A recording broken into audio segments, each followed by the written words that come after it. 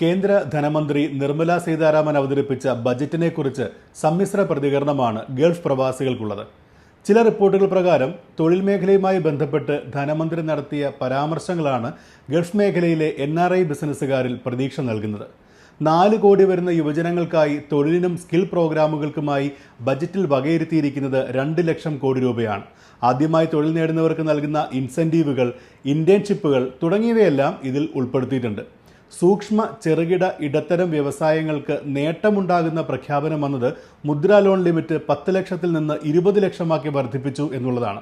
ഇത്തരത്തിലുള്ള നീക്കങ്ങൾ തൊഴിൽ മേഖലയുടെയും ചെറുകിട വ്യവസായങ്ങളുടെയും വളർച്ചയ്ക്ക് സഹായകമാകുമെന്നാണ് പ്രവാസി ബിസിനസ്സുകാർ ചിലർ അഭിപ്രായപ്പെടുന്നത്. ഇന്ത്യയിൽ തൊഴിൽ അന്വേഷിക്കുന്നതിനും കരിയർ കെട്ടിപ്പടുക്കുന്നതിനും വേണ്ടി പരിശ്രമിക്കുന്നവർക്ക് സാമ്പത്തിക സഹായം ഉറപ്പുവരുത്തുന്നതിൻ്റെ ആവശ്യകതയെക്കുറിച്ചും ചിലർ പറയുന്നുണ്ട്.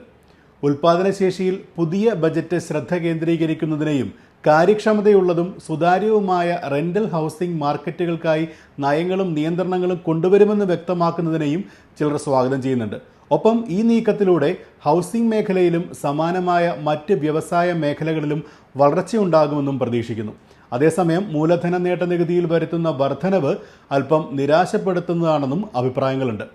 ആഭ്യന്തര സ്ഥാപനങ്ങളിലെ ഉന്നത വിദ്യാഭ്യാസത്തിനുള്ള ലോണ് 10 ലക്ഷമാക്കി വർദ്ധിപ്പിച്ചത് നല്ലതാണെന്നും ഗോൾഡ് ഡ്യൂട്ടി 15% നിന്ന് 6% കുറച്ചത് പ്രവാസി കുടുംബങ്ങളെ സന്തോഷിപ്പിക്കുമെന്നും ചിലർ പറയുന്നുണ്ട്. സ്വർണത്തിന്റെ ഇറക്കുമതി തീരുവ കുറച്ചത് സ്വർണ്ണക്കള്ളക്കടത്ത് കുറയ്ക്കാൻ സഹായിക്കുമെന്നാണ് മറ്റു ചില പ്രവാസി ബിസിനസ്സുകാരുടെ അഭിപ്രായം.